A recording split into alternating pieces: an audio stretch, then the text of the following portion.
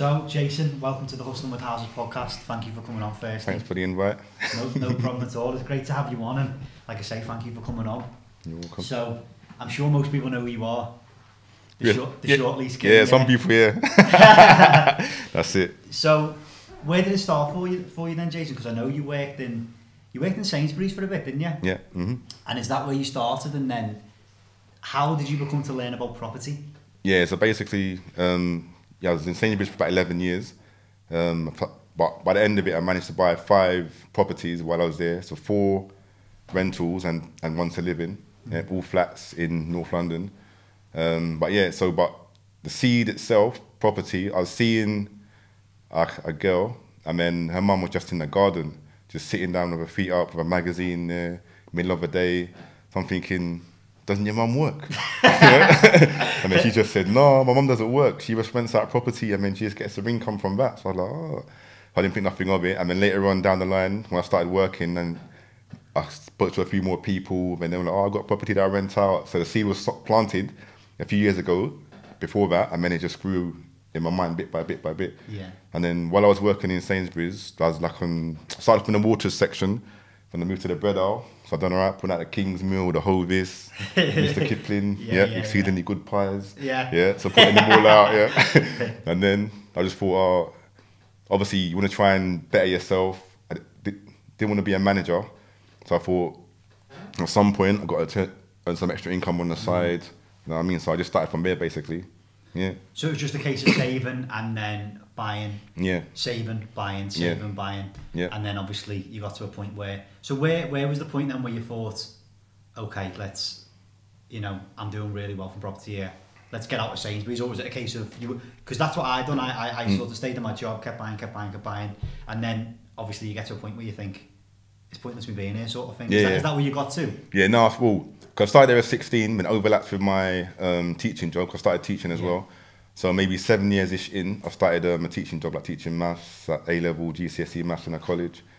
And then that was my main kind of career path, but I stayed in Sainsbury's like on the weekends, done night shift as well, in the evenings, just to get the deposits together so I can buy more and more and more. Yeah. And then like I said, one day I just sat there at a desk in the college, and I was like, there's no way that I can do this for the next 40 years, 45 years, waking up at 6:30 every morning. I got to try and get more property like faster. So I just started buying more, 2-3 a year, 2-3 a year, 2-3 a year.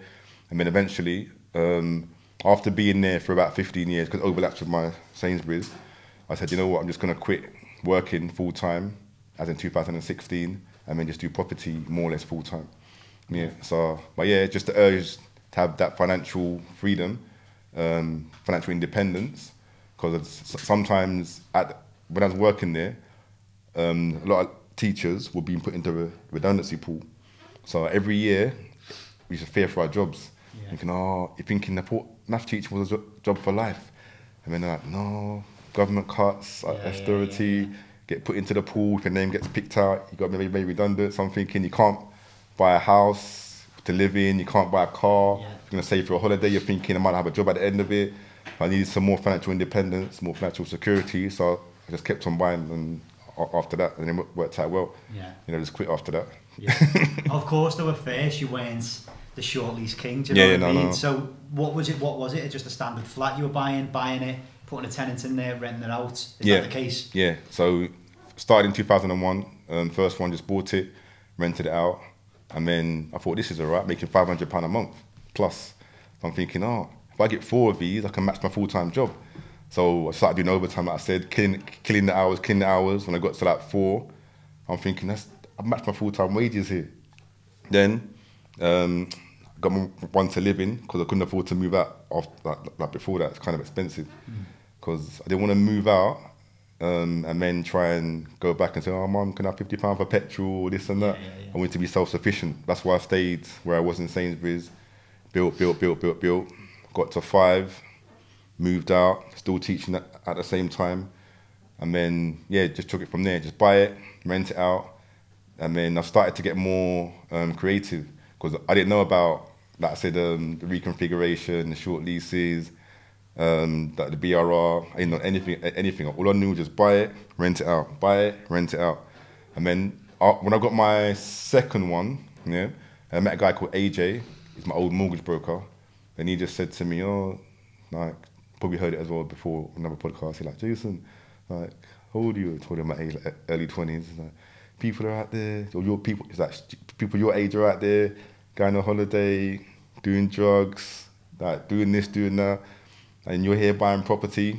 Like, so yeah, I don't know, I'm still doing that. Just come up from my Napa, still playing FIFA, but not as much. Yeah, going twice a night on Saturday. Yeah, Colosseum. Yeah, I'm still doing all of that, but I want to buy property on the side. Yeah. And then he looked at me, when he showed me the little routes about the BRR, and you can refurb it, refinance, take your money out, and then go again. Before that, no one told me anything, because I didn't know anyone in the property game. Yeah. Like nowadays, like almost everyone's doing it. But back then, there's only like 1 or 2 people that I knew. Yeah. So he schooled me about the reconfiguration and the refurbing it. Yeah. And then later on down the line, that's when the short leases come. Yeah. So it's like a little evolution. So just buy to lets, then refurbs, then reconfiguration, and then now I do a lot of short leases. So it's like evolution. Yeah. But I started with just putting buy to lets basically. One thing I did notice when I was listening to your other podcast, the guy who was the mortgage advisor, was he like a friend as well, or? No, I just met him, because I bought my first one, just went into the agent, didn't know anyone, used their mortgage broker. After that, then they left. I went to another agent, because I saw the flats in the paper. Wow. And then one of them was at his estate agent where he worked, so I just went in there, because I like spreadsheets. I've done a spreadsheet, and on the spreadsheet was enough to buy 3 properties that I saved the money for. So I went in there, and then I said, oh, look, I want to buy 3 properties, please. And then, like, you've probably seen the story already. Like, he looked at me and said, like, oh, do you? I went through all of this, checked the spreadsheet, and he said, yeah, that's fine. And he said, you know what, I'm going to take you kind of under my wing a little bit and show me the ropes of how this all works. Because he asked me, what's my plan? I said, just going to buy it and rent it out. Yeah. But he said, no, you're not going to do any work to it, any refurbs or do this? I'm like, no, I didn't know you could. Yeah. But I didn't know nothing. Like fresh-faced. So he's kind of like a mini early mentor that showed me the ropes, but I didn't know him. He was telling me his story that he retired for the 3rd time, and he's come back out of retirement again to go and do a bit of mortgage broking. And that's why I got those 3 mortgages from him. And then he retired again after that for the 4th time. And I haven't seen him. I saw him once, like later on down the line.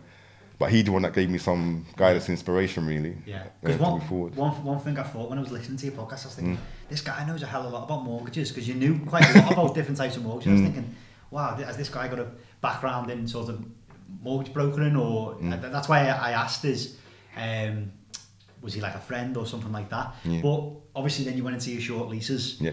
So for people who don't know, what is it? What is the short lease strategy? Yeah, so basically when you buy a flat, and flats have leases. So if a lease is below 80 years, then the value of a flat starts to diminish. And then you have to pay to extend the lease. And then the lower the lease, the more it's going to cost to extend, but the more money you can make from it in terms of the uplift, like the paper version of the BRR. So any flat with a lease below 80 years, I look at, and then I assess it to see how much it costs to extend the lease, if I need a refurb, if I can reconfigure it, factor that in, and then I always look for at least a minimum of 20 to 25% profit after I've done all of that going forward. So basically, just flats with short leases. So you buy the flat with a short lease, you extend the lease, and after that, it creates an uplifting value. It's a paper version of the BRR. Yeah. So there's a lot of just writing and signing signatures. Yeah. And then, as you probably heard as well, if you can do a refurb, and if you can do reconfiguration and a short lease, then them ones are called a triple threat. And they make the most money with triple threats. Most definitely. Yeah. So, funnily enough, with my first project, it was a flat, and it was a 1-bed flat, and I sort of put the kitchen in the front room, and like kitchen, living diner, and it worked about it, to be honest. It was amazing. It was amazing. But so your 4th project is that when you got into the short lease strategy? No, I think maybe. Probably not even too sure. Maybe the 12th or 11th property. Really, yeah. That's when I thought I got into it, because again, during the last credit crunch, 2007, 2009, 10ish, the Birmingham Midshires had some rules. I had about 8 with them at the time, and they wasn't allowing me to take out any money, like refinance, to go and buy more deals. Because after the credit crunch, a lot of banks just tightened up and they put a limit of 3 buy-to-lets per person. And I had 8 with them. So they said to me, right, you can stay with us, but you can't extract any money. Yeah. So, but I'll move on to the variable rates of like 0.99 above base rate. And rates started to come down, like they dropped a lot. So I was getting nice chunks of cash coming through, but I couldn't take any of the money. Yeah. So I said, you know what, let me just maybe move 4 of them from Birmingham Midshires over to TMW, which is the mortgage works. And then 3 of them had good leases. And then the 4th one, the surveyor said to me, the lease is 72 years. So it's below 80 years. So you can't take out any like the 30 grand that you want. But if you go and get the lease sorted out, extend the lease, then once you get the documentation back in the post, send it off to TMW, and then they'll release the rest of the 30 grand. So I was like, oh, that's all right, that's a good idea. So I've done that. With this one, I bought the freehold too, actually. Yeah. And then extended my own lease for like a nil fee. Yeah. Sent document off to TMW, and then they released the rest of the money. Yeah. I was like, oh, that's a good idea. So from then, I just started looking around for flats with short leases. That's what it's exactly. Yeah. So you just extend the lease. After that, uplifting value, refinance, taking money out, go again. Paper version of the BRR. That's amazing. That's amazing. So, what are your thoughts on buying? Obviously, you've just said you bought a freehold in the past. What are your thoughts on buying the freehold? Is that more valuable to you as... Obviously, if you've got the freehold, it's more valuable. But do you ever go into a deal and then potentially your plan's just to extend the lease and then you end up buying the freehold? Yeah, true. Yeah, that's happened to me before on like 5 different occasions where I'm not sure if a freeholder will sell me the freehold anyway, but I'm just doing it as a short lease deal. And then when I'm writing to the freeholder, this is the voluntary method, by the way, I write to the freeholder and asking them for a lease extension quote, but also I'll ask them will they be willing to tell me the freehold. And then they come back to me with a quote for some of them do, come back to me with a quote for the lease extension and to buy the freehold. Yeah. So, and I just buy the freehold basically. Yeah. And then with a section 10, the other leaseholders have to be informed that the freehold may or may not change hands. Yeah. So if they want to, they have to come in with me and then purchase the freehold. If not, I just buy it solely. So if they've got the money, they'll come in with me. Or if they don't want to do it or haven't got the money, then I just buy it by myself. Yeah. Then get the freehold and then I just obviously extend the lease. And then when you have the freehold, you can do what you want. No need to ask for permission to move the kitchen into the front room or if it's a conversion, no need to ask about planning permission to extend that or freeholder's permission because you get full autonomy that way as well. So, but yeah. So would you rather freehold then if you're buying? If you had that sort of chance every time, would you always buy the freehold? Yeah. Depending on price, of exactly, course. Or buy a share of the freehold because some you can buy with share of freehold. Yeah. So even though it's got a share of freehold, it's still got a lease. So you can extend the lease separately by yourself. But yeah, if you can do that, share a freehold or the freehold is better. But if you can't do that, then just do a normal short lease. So what's a share of the freehold then? Obviously, as it says on the tin, I imagine. But is it sort of because a share of the freehold, could that be sort of you and the freeholder, or you and all the other flats plus the freeholder? Is that right? Or no, just say there's 2 flats in the block, like upstairs and downstairs. So it used to be a house and it converted into 2 separate flats. Then you just get a share of that block. So you own downstairs, your share, and upstairs they have their share of the freeholder, and that's it. I mean, you are the freeholders, but no third party or anything. Yeah. And then you just sort out the builder's insurance, look after the communal hallways, the garden, anything that's shared. Like I said, you just sort out yourself, all the bins. Then you got to look after that as a peer. Wow, okay. Have you ever thought about buying? Is that a strategy you've looked at at all? Just buying freeholds rather than buying the block? And have you ever thought about buying freeholds? Because sometimes you see in these auctions, sometimes by me up north sort of way, you see a London auction and they've got a freehold for a block in Liverpool or something. You think, wow, that's mad. Exactly. Is that a business strategy you're looking at? Or? Yeah, that's part of basically you buy the freehold. I see one in Savills actually. There was like 18 flats and none of them, or maybe one of them actually, had the lease extended. All of them were like 64 years or something like that. So all the other 17. So the freehold was going for 250k, but you can't get a mortgage on it. You've got to pay for that cash, I reckon. And then you just sit there and wait. And then all of those other 17 flats will come to you to extend the lease. There might be 30 grand or 40 grand per pop to extend the lease because it's in the 60s. And then that's your payday. So maybe after 4 or 5 or 6 flats have paid the lease extension money to you, after that's when you're making your profit. You make your 250 back plus more. So that's a good strategy as well. And then sometimes you might buy the block freehold block, Yeah. and then you split the title. Yeah. Because the flats might be under one title. Yeah. So there could be 4 flats there, 6 flats, 8 flats. When you split the title, create each individual lease, 99 years for each one, and then you're laughing. Yeah, yeah. I know a guy in Liverpool who's doing it, and he's absolutely killing it. And there's not just that as well. There's all types of, say, if someone wants to sell, you've got your LEP1, is it, and stuff like that. All different types of forms that need to be paid to the freeholder to release and stuff like that. So that's interesting. So where do you invest then? Mainly in North London. We've got some in Dubai as well, but yeah, mainly in North London. The Dubai ones I started in 2000 and I signed a contract in 2003. Yeah. It meant to have been built. 2003? Yeah. Jesus Christ. It meant to have been built in 2004, but it got delayed. Yeah. So I was getting a bit scared. I was like, oh no, I've been duped. Yeah, you know, when they say it's going to be ready by this date, and then I'm thinking, and then they delay it, oh, it's ready by March, then they delay it, oh, ready by June. I'm thinking, they just give me excuses here, like I've lost my money. Yeah. But they did genuinely have a delay in the build. Yeah. So I got the keys to those ones in 2005, and then I was doing SA over there for a bit. Because at the time they were building the monorail, they was building Atlantis. Surely it was quite not built up at that point, or was it? What yeah, was it still developing. Yeah, still developing. That's crazy. Yeah. The Burj Khalifa, tallest building, was being built. They was building all this stuff, and a lot of off-plan deals. Like now, there's another wave. Now, like 20 years on, there's another wave. Yeah. So I just basically let them out under SA to Dubai, like to have the best of the best go work in there. Yeah, yeah. Because they got some people from London Underground to go and work for their monorail system. Then the best people to help build Atlantis and the Palm Islands, and the Palm Islands were just being built. And David Beckham and Michael Owen bought one each from there for 250. But that time was a bit expensive for me, so I couldn't afford them houses. Now they're worth like millions. Silly. But I couldn't afford them ones, so I just buying the flats. The smaller units. That's what I couldn't afford, and just kept them, rent them out as SA. But now, because it's more luxurious flats over there now, my ones are just bog standard. So now I just let my one to families rather than to people on the SA, because there's lot more luxurious ones over there now. Early 2000s though, that's silly. That must have made you a few quid now. Yeah. They've gone up a lot. So how many did you buy there? Two? No, I bought a few, about 5.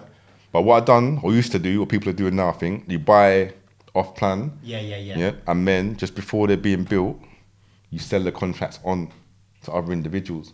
I see. Yeah, so you might buy it, just for argument's sake, for 70 grand, but you put down 10% deposit initially. Yeah. 20% halfway, about towards the end of the build, and then you sell the contracts on for a higher fee. So I bought it for 70, overall, and then it might be worth 100 or 110. So I sell it on, and I made a 40k profit off it in sterling. So I was doing quite a bit of that, and then some of them I just kept for myself and rented them out. I didn't use much of my own money. I was just recycling the money that I made and then buying it over there, and just left it. That's incredible. Yeah, because I didn't want to. There's no mortgages, so you had to pay like payment plans, and you hear stories in Dubai about people going to prison and doing this, doing that. So I'm thinking, exactly. So I'm thinking I'm not messing about. Yeah. I'm just gonna pay for it cash. Yeah. No missed checks or bounce checks. No drama. Rent it out, and that's it. I don't want no issues. That's it. I don't want to hear on BBC News. Jason Patterson's been locked up in Dubai for 5 years. That's it. We're not paying a check. So I didn't want to mess about. I just done it. That's it. You know what I mean? And did you use it as well for yourself on little holidays and all that? Yeah. So the original contract was 48 weeks of a year for rentals. Yeah. And then 1 week for me, and then 1 week for me, and then I think 1 week was at the maintenance and the cleaning, just to make sure everything's all right. Then after a while, I just thought, you know what, I like to speak to people, and so I started going to hotels more, like Atlantis, because Atlantis was built then, just about finished to be built, and then, but when that's built, I want to go there and stay there. So I went to Atlantis, loved it, and then when you go there, you get to talk to different people from all over the world. Nice food, nice service, the beach, everything was just like lush. So I said, you know what, the flats are there, but I'm not going to use them anymore. I'm just going to rent them out fully, and then just go to the hotels and test out different hotels, and mingle. Rather than just stay there, go to the mall, or go for dinner, or go to raves. Rather than stay in the hotel, you can just mingle a bit more and chat to people. That's it. So in North London then, so you invest in strictly North London, or? Yeah. That's where most of the money is. So, in terms of, would you look elsewhere if the deal's right, or is it a case of you like to stay? Yeah, I would, because I'm just used to it. Within where I am, most of the flats are within half an hour of where I live. That's nice, yeah. Yeah, so plus I know the area inside out. Got good rapport with the agents. So if anything comes through, they just message me 3 or 4 weeks before. Yeah. We've got a new instruction coming up. Amazing. Would you be interested? So, and then in 3 or 4 weeks' time, I got the option to go and buy it or not, or look at it. Yeah. So, because I've built up that network, all the tradesmen, the plumbers, electrician, handyman, they're all within that circle, within that half an hour radius. Yeah. I just think probably just best to stay there and then just use them. That's it. You're making it work. Trust the team. Yeah, exactly.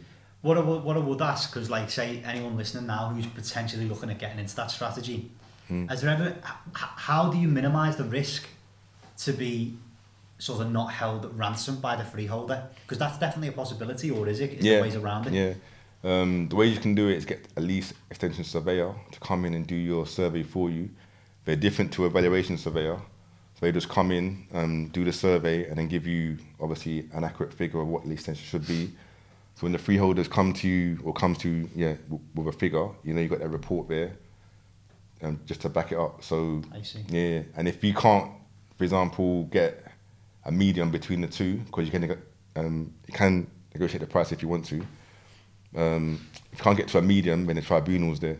But the ones that I do, they're like no more than 40 grand, 30 grand to extend the lease, so nothing too heavy. So you just bargain in between. Like say if a surveyor says it's 27k to extend the lease, when the freeholder comes in at 31k, then you meet in the middle somewhere at 29, 30k, nothing too heavy, so there's nothing like major. Yeah. But get a lease extension surveyor involved, they'll give you the report, and then they will send it off to the freeholder, and then they can negotiate on your behalf as well. Nice. Because the ones that I got, he's been doing it for like 30 odd years, so he knows his stuff, he probably knows a lot of the freeholders as well. Yeah. So he knows what to do basically. Yeah. Do you find a lot of the ones you're buying, the freeholders, are big companies, or? Yeah, it's a mix. Some of them individual like me and you. Some of them got thousands of properties. Local authority got a few properties as well, obviously. So it's a big mix. Yeah. But if you extend the lease with the local authority, it takes ages to go through. Yeah. And they're not as flexible because it goes from one department to another department, and they got like a rigid system. And then if you go through the big companies, they're a bit more, they're structured, they're faster, but they're a bit more like, they're a bit more harder to deal with. Yeah. Whereas if you own the freehold, I'm discussing it with you, you're a bit more flexible, and I think so anyway. Yeah, blah, blah, blah, blah. But but so basically it's a mixture. Yeah. So you say the bigger companies then, they can be quite hard to deal with. Yeah, exactly. Yeah, like we were saying before, I can imagine the sort of single man or woman or whoever. I imagine they're quite hard to deal with. They want top books, do they? True. But if you got the evidence there from your surveyor, well-trusted surveyor, qualified surveyor, then they can't argue with that. Yeah. The ones that I do aren't too bad. Like I said, we're only maybe 4 or 5 grand out either way once you start negotiating. It's the ones in central London. Them ones are the ones that will cause issues or can cause issues. They're like 6 figures. 300,000, 400,000, 500,000 to extend the lease. Yeah. Now there's a lot of loggerheads going on there. You know what I mean? So, but with the ones I do, it's not so bad. 2, 3, 4 grand out, it's all right. Yeah. You just meet in the middle, and then you just resolve the situation. Yeah. I noticed you said about I listened to one of your other podcasts that you were on, and you were saying about the lease extension calculator. Yeah. I've never heard of that, and I thought that was interesting. So I had a little nose at them. Yeah. Because I've got a flat at the moment, and I think it must be coming to about 90 years, so I'm in that kind of time where I'm like, shit, I need to get this extended or buy the freehold. Exactly. And the freeholder actually lives in the block. Okay. So it's one of them. It's like, God, what's this going to be like? But how many's in the block? How many flats? There's 4 in the 4 in the block. Yeah, so maybe you might want to sell. It depends how some of the older ones have had their time, had their fun, and they might want to pass it on to someone younger. Yeah. Or they might want to keep it. But if I were you, probably maybe start thinking about it now. Anything between 85 and, like I said, 90 years. Yeah. Because it's going to be cheaper to extend the lease now than if you let it go below 80 years. Yeah. As soon as you go below 80 years, the marriage value, the price goes like almost doubles in a way. Yeah. To get it sorted now, and it's cheaper for you, like in the long run. And when you extend it, because you own it, right, for over 2 years, it probably might be best to do the voluntary method. So write to them, ask them for a lease extension, and you can even put in there, will you be willing to sell me the freehold? Yeah. And see what they say. Yeah. If they say no, it's fine, and then but they're going to give you a lease extension figure, cost, and then make sure you go for peppercorn ground rent, which means 0 ground rent. Yeah. And try and go for 999. Yeah. Yeah, 999 years on the lease. Yeah. All right. Or next best thing is 990. Yeah. Next best thing 125. Yeah. Don't go for 99 because it's not worth it. 'Cause you're at 90 years at the moment anyway. Yeah. So write to them, ask them if they're willing to allow you to extend it to 125, to 990, or 999. So is there not? Can you not go to them and say? Because I know a lot of the time they try and push for 100, don't they? Because that's the like sometimes they might say 20 or something, mightn't they? Yeah. Yeah. So is the difference? Like you said, 990. Not that much, yeah. So if you got, say for example, you're going for 99 years, just for argument's sake, right? Yeah. That might cost you $3,000 because it's quite high, 90-year lease at the moment. Then to 125 years, it might cost you £70 or £80 more. So you might just go for the 125. And then up to 999, it might cost you £500 more. So you might as well just pay for 999 and then it's done for life. Yeah, and your children's all covered if you keep it. Yeah. So, Plus, in the King's speech, they're thinking of changing the rules with a Section 42 notice, which is the obligatory way. Yeah. So at the moment, you extend it by 90 years with peppercorn ground rent. But on November 2023, they said that they might change it from 90 years up to 990 years as your legal requirement. Yeah. So, but it's not definite that it's going to come in before the election. Yeah. And if Conservatives don't win, then they might not bring it in up to Labour after that. So it's all up in the air. But that's a proposal. Yeah. Might leave it a year or two, then see where we're at. I think save myself a few grand. Exactly. But yeah, what I was going to say is that your core strategy now still? Yeah. And you just focus on that, and that's what you. Because I know I was watching you again. I watch a lot of your stuff, and I know someone was saying, you were saying about like if anyone thinks of a short lease, they come to you, and like it's an amazing thing, isn't it? That's it. Do you get much sort of direct to you saying, Jason, I've got this short lease, can you help me? Yeah, I get lots. That's why I do like a lot of mentoring and one-to-one Zooms as well. Because some people got the deals or the properties and they want to assess it to make sure everything's done properly or done right. Make sure there's enough meat on the bone to make the profit. Or some of them want to learn about the strategy and then do it themselves.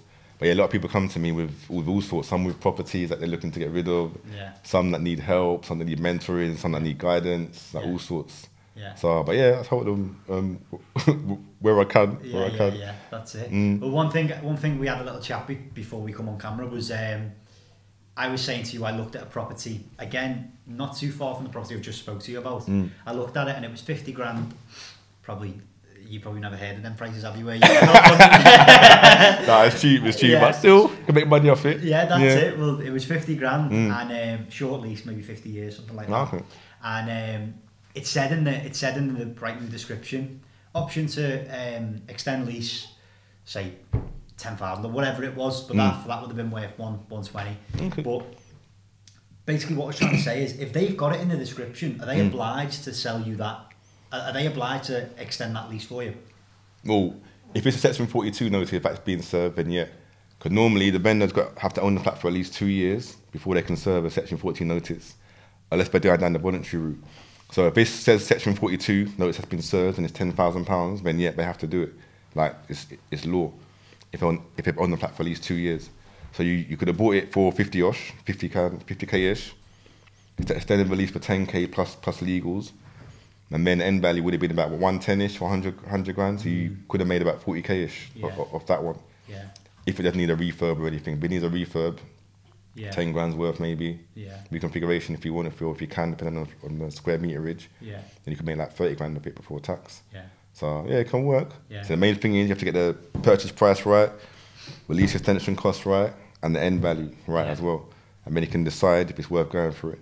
Yeah. And always aim for a minimum, like I said, 20-25% uplift afterwards, after you do those things moving forward. Yeah. That's it, like you said, with the free things. So you've got the reconfiguration, which is a massive thing in flats, probably quite a lot in London as well. But where we are, there's a lot of Victorian, old, massive rooms, big spacey rooms. Okay. So it makes sense to put the kitchen in the living room, and a nice kitchen, living diner, make another double bedroom.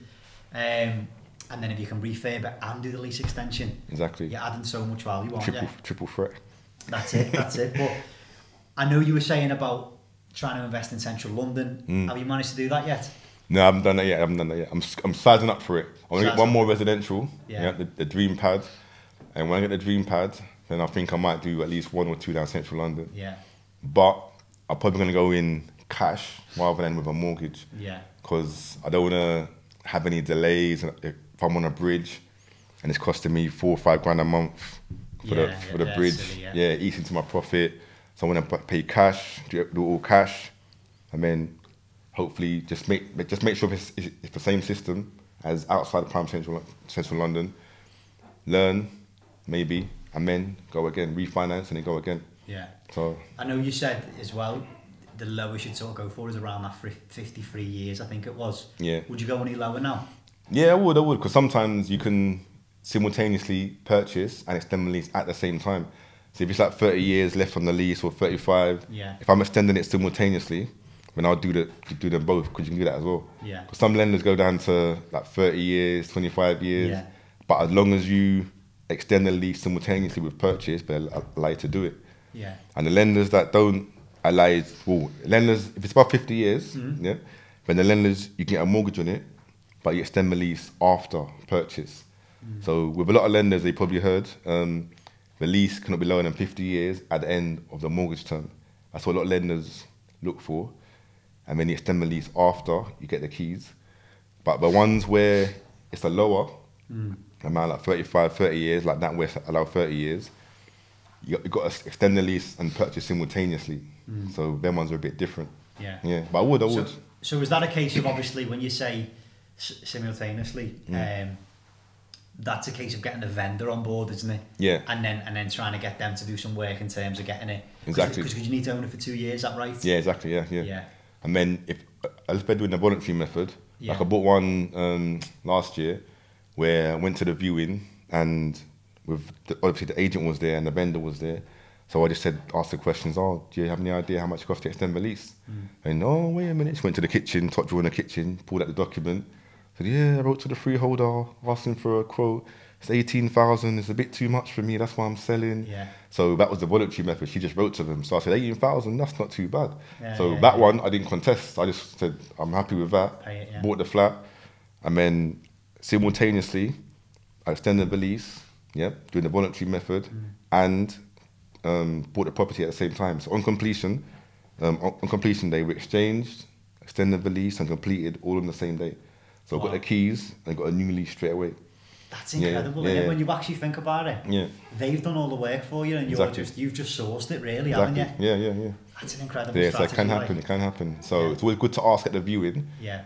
If the vendor's there, good. If not, doesn't matter. Just ask the agent, because sometimes that's why they're selling, because they can't afford to extend the lease. It's too much for them, and the document's right there in front of you. So no need to go and on their calculator or get a surveyor involved. It's just right there in front of you. So in that case, then, like, you've got.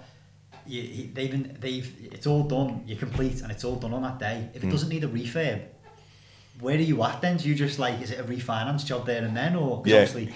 If you get a mortgage, then depends on the lender. Some lenders allow you to refinance before 6 months. Yeah. Some you got to wait 6 months and over in order to refinance.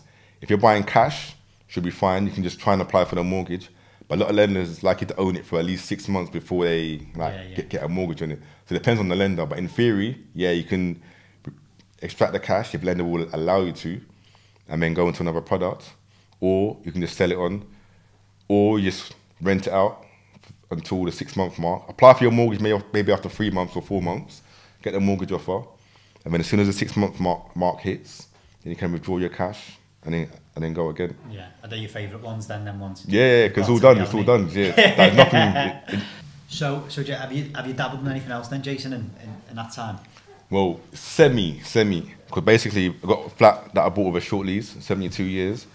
I bought the freehold to it, to that one, and then I've extended the lease to 999 with that one as well. Now, that one comes with a parking space around the back, and I also bought the other flat's parking space from them. Now, my parking space is under my title with a flat. Their parking space was under their title, but I got them to split the title. Yeah, so I own the 2 parking spaces at the back, and my flat's here and their flat's up there. Now, here they built a 3-bedroom house, yeah, on that same size plot, and mine was opposite, and then people started to fly it, but because it's there, but I got to sort out, and I got to put a fence in there or something. Yeah. So they started to fly it, but that title, I've got one under a separate title, one under the flats title. I'm thinking, right, I could split the title. Yeah, but it takes ages. Paragon, it takes ages. Right? Yeah, the bank takes ages with all this information about devaluing the flat, land and blah blah. So that plot there is a potential building plot, for a house. There's 2 actually. Probably put two on there according to the guy that I asked. So once that's gone through, I could potentially apply for planning because the precedent's been set. They don't want to cross the road, and I could build a house like they want, like a 3-bed house, or possibly flats. Depending on what the council say. But so the land's there. I haven't done anything yet, but it's there and about to be split. And then I got to put it under one title. That's another thing. I've got a separate title. And I put it under one title. And then I can apply for whatever I want to apply for. But it just takes, it's just long. Yes. But it's one of them, isn't it? Like, made me laugh. You're saying about car parking space, which is amazing because you're obviously developing on it. Where we are, if you bought a car parking space, it'd be about 300 quid. I know, exactly. But your goals for this year, then, what have you got? What have you got planned for this year? More short leases. Yeah, more short leases. Do a bit more mentoring. Got the course as well that I'm doing. A lot more people doing the course. And with King's speech, it's making it easier or more positive in a way to extend leases. So if Michael Gove follows through, or was it Jeremy Hunt? I think it's Michael Gove. He's the one that said it, If he follows through with what he says and the Conservatives action these things, then I think more people are going to do more short leases because it's going to be cheaper to extend the lease, easier, could be 990, so 90 years, and more people might try and flood the market if they like it. So that might open up the doors a bit more. I was going to ask that question, and it'll come across like a silly question, but would it be good for you or bad for you if that happened? Because it's a catch-22, isn't it? I reckon probably more positive, because not everyone likes flats. A lot of people like houses, even though they might see this and think, oh, that's good, but I'm sticking to my houses. I like houses, like freehold. So not many people, more people will probably get into it, but it won't be a big mad rush, I don't reckon. That's what I think, but I could be wrong. When I bought my flats, I bought my first and second I bought were flats. I remember people saying to me at the time, why are you buying flats? Why are you buying flats? And I was like, okay, now this was a 50 grand profit flip. Like it's no brainer. Exactly. But what have you got any? What was your favourite deal you've done then in the short lease? Are you happy to share any numbers on some of the deals you've done? It's one above a shop. See, that's again, people will be like, stay away from that. There's a food shop, like Co-op's downstairs. Oh, Co-op's there actually. The barber shop is here, and my one's above it. The service charge is quite heavy. It's like 1,200 every 6 months. So when the agent showed it to me, I'm like, nah, that's way too much. But then he showed me the space, and it's easy to be reconfigured into like a 2-bed. And no one really wanted it because you just watch Rightmove and you just see that same property. 6 months, 7 months, like no one wants it. So phoned out the agent and said, like, Daniel, what's this? Oh, no one wants it. It's a barber shop, blah, blah, blah, blah. So he managed to get me a deal on that one because no one wanted it. So that one I managed to reconfigure. Again, I had a short lease. And then I refurbed it as well. So that one I made close to like 100k profit off it. Wow. Yeah, bought it for 149. Yeah. And then the actual Pete looked after me anyway. Done the refurb and everything, and then moved the kitchen into the front room. Charged me like 14 grand to do it. The lease extension only cost me about 10-12 grand at the time. And then come back at about 259, like end value. Wow. So it's like a good deal. Then after that, I seen one other one above a shop, but since then I hardly see them now. So I'm thinking people have clocked on. You know what I mean? So it's mad. But that's probably my best one. Still got it to this day. Got the highest service charge, but I made a lot of money from that one. and the rental income's covering like more than. So you still more than got to enough. just recycle your cash job, one of them. Yeah, yeah, basically. Amazing. Well, Jason, thank you so much for coming on. It's been a pleasure. It's been great to meet you and get chatting. And I think a lot of people will be interested in the short lease strategy. So you're the man to speak to, most definitely. Yeah, definitely. Just I'm on Instagram, LinkedIn, Facebook, a little bit of TikTok. But yeah, been on Instagram about what, 3 years? Yeah. 3 years and a little bit. Only because of lockdown. Yeah. Because I was getting bored during lockdown. Yeah. And then my friends like, come on Instagram. I can't be bothered. There's just too many shows on there. And Yeah. people in Ferraris and Lamborghinis and nice holidays in Dubai. So I can't be bothered with all of that. Yeah. It's like, come on there. So I said, all right then. You got a lot of property knowledge to share and this and that. So I said, all right, let me just go in there. And then now I can't get off it. Yeah, that's it, isn't it? Yeah. Well, thank you so much for coming on, man. I appreciate it, and You're welcome. all the best for 2024. Yeah, thanks for having me on. Thank you. Yeah.